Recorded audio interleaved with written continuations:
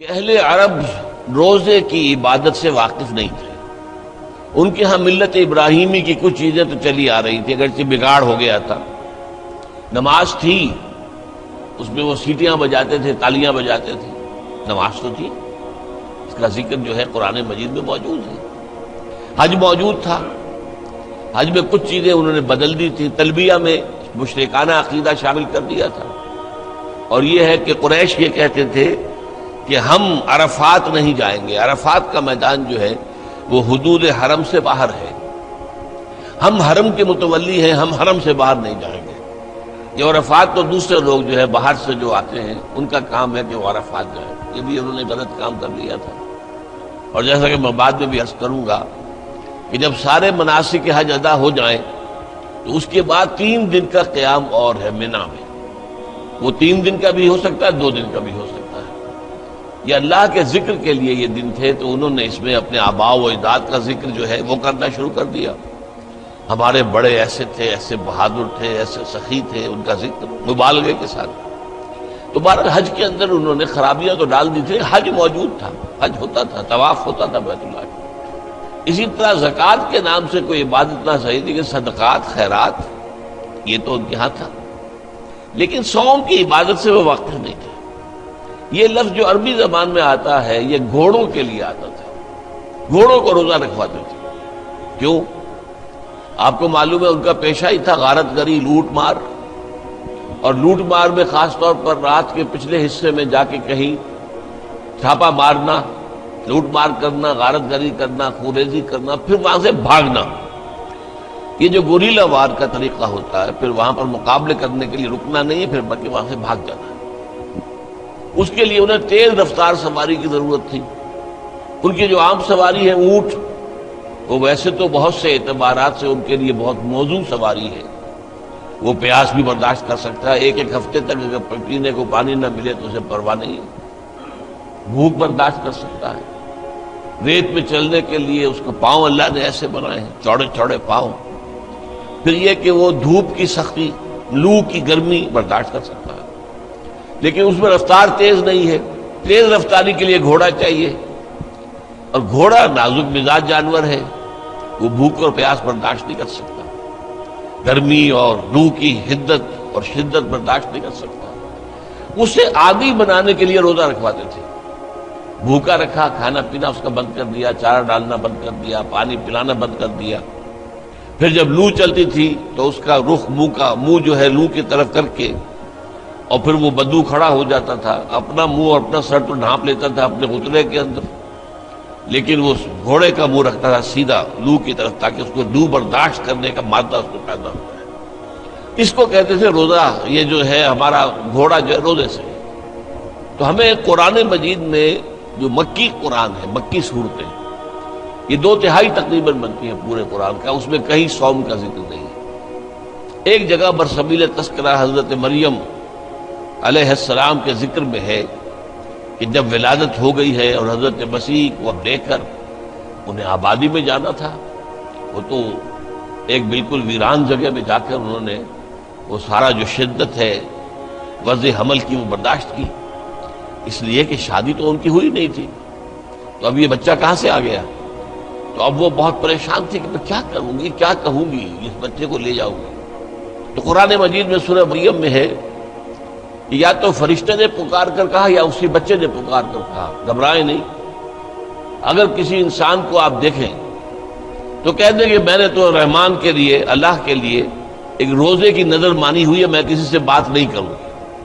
بس یہ صوم کا ایک ذکر جو ہے مکی آیات میں ایک جگہ پر ہے، وہ بھی برسبیل تذکرہ ہے، کوئی حکم کے طور پر نہیں۔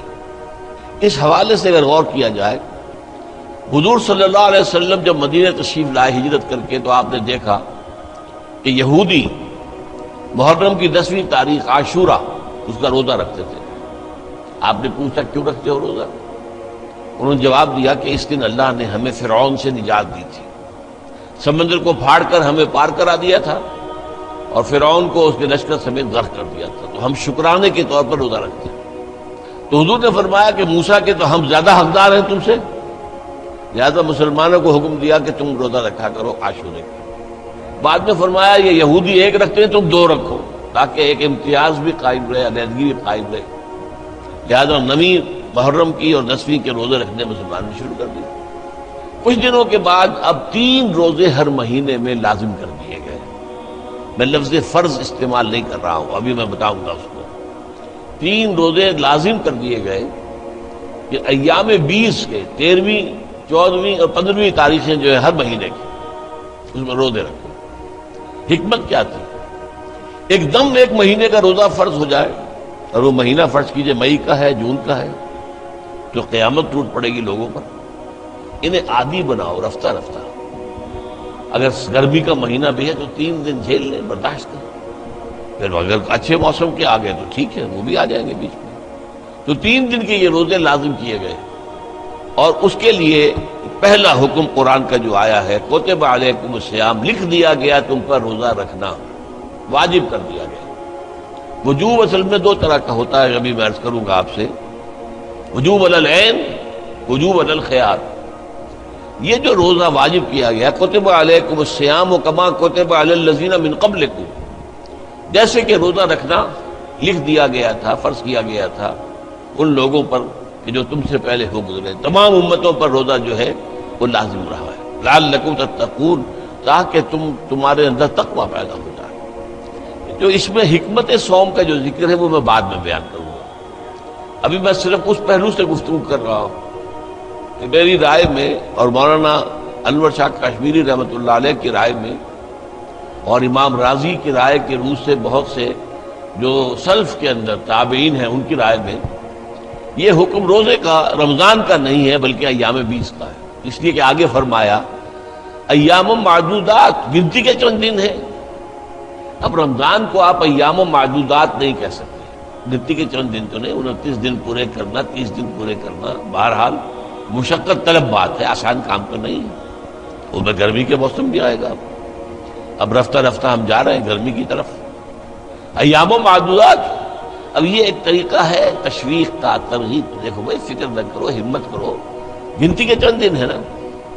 اس میں بھی رعایت کی رکھی، فمن کان منکم مریضا او علی سفر فعدۃ من ایام اخر، جو کوئی تم میں سے سفر پر ہو یا مریض ہو تو وہ تعداد پورے دنوں میں کر لے، دوسرے دنوں میں کر لے، یعنی قضا دے۔ 13ویں 14ویں اور 15ویں میں کسی تاریخ کو روزہ نہیں رکھ سکا، یا کسی مہینے میں 3 روزے جو ہیں کسی سفر میں نکل گئے، تو بقیہ دنوں میں وہ 3 روزے رکھ کر اس کی قضا دے دیں۔ وعلی الذین یطیقونہ، اور وہ لوگ کہ جنہیں طاقت ہو وہ رکھ سکتے ہوں، نہ سفر پر ہے نہ مریض ہے، فدیۃ طعام مسکین، اگر وہ روزہ نہ رکھیں تو اس کا فدیہ ہے 1 مسکین کا کھانا کھلا دینا۔ ایک رعایت اور رکھنی، 2 رعایتیں ہو گئی، بیمار ہو، سفر پر ہو تو قضا کرنا دوسرے دنوں میں، اور اگر کسی وجہ سے طبیعت بالکل نہیں مان رہی، طبیعت آمادہ ہی نہیں ہے، روزہ رکھنے پر طبیعت جو ہے کسی طور سے آمادہ نہیں ہو رہی، تو اس کا ایک فدیہ ہے، اس کا ایک کفارہ ہے، 1 مسکین کو کھانا کھلا دو۔ فمن تطوع خیرا فهو خیر اللہ، اور جو کوئی اپنی مرضی سے زیادہ خیر کمائے، 1 کے بجائے 10 مسکینوں کو کھانا کھلائے، تو یہ اس کے لیے بہتر ہے، اس کو زیادہ اجر و ثواب ملے گا۔ وَأَن تَصُومُوا خَيْرٌ لَكُمْ، اور اگر تم روزہ رکھو تو اسی میں تمہارے لیے بہتری ہے، ان کنتم تعلمون، اگر تم سمجھتے ہو۔ اب یہ الفاظ جو ہے خود بول رہے ہیں، ترغیب ہے، ان تصوموا خیر لکم، اگر تم روزہ رکھو تو یہ بہتر ہے، فائدہ نہ اٹھاؤ جو تمہیں دوسری رعایت دی جا رہی ہے کہ روزہ نہ رکھو تو اس کا فدیہ جو ہے 1 مسکین کا کھانا کھلا دینا، اس سے فائدہ نہ اٹھاؤ، اسی میں بہتری ہے۔ پھر ایام و معدودات میں نے آپ سے عرض کیا، گنتی کے چند دن۔ اب اصول قرآن مجید کا یہ ہے، القرآن یفسر بعضہ بعضا، قرآن کا ایک حصہ دوسرے حصے کی تفسیر بیان کرتا ہے۔ یہ ایام معدود کے الفاظ آئے ہیں 2 ہی رکوعوں کے بعد حج کے ضمن میں۔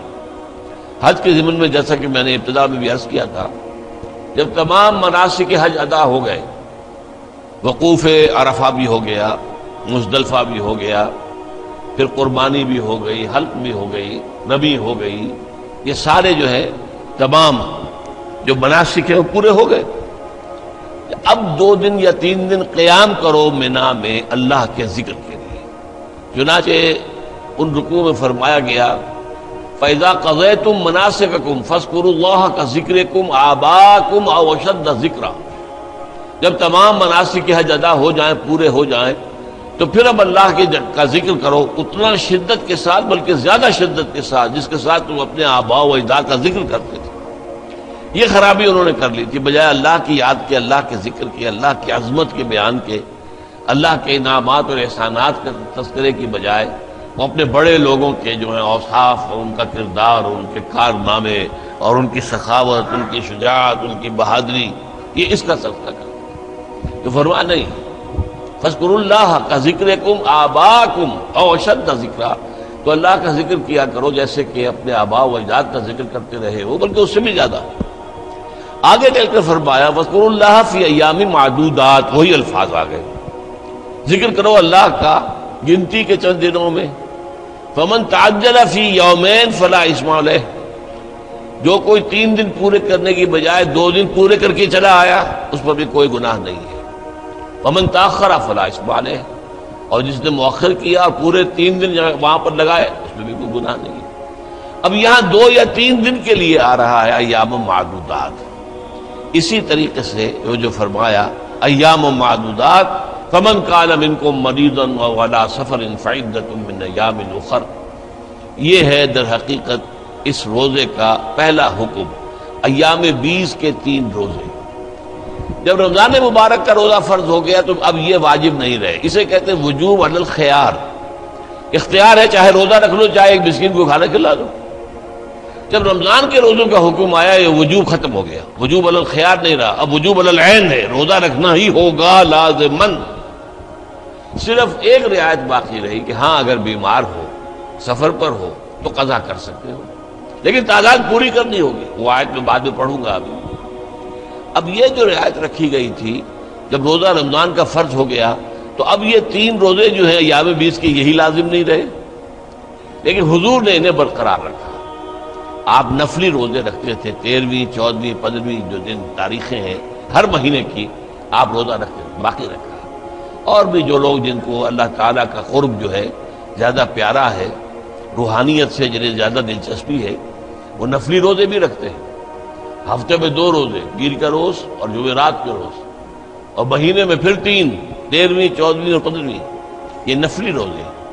یہ رمضان کے روزے تو فرض ہو گئے نا۔ اسی طرح جو روزہ نہ رکھے تو پھر ایک مسکین کو کھانا کھلاتے، اگرچہ یہ مطلقاً تو یہ معاملہ ختم ہو گیا، لیکن حضور صلی اللہ علیہ وسلم نے حکمت دین کے پیش نظر اسے برقرار رکھا۔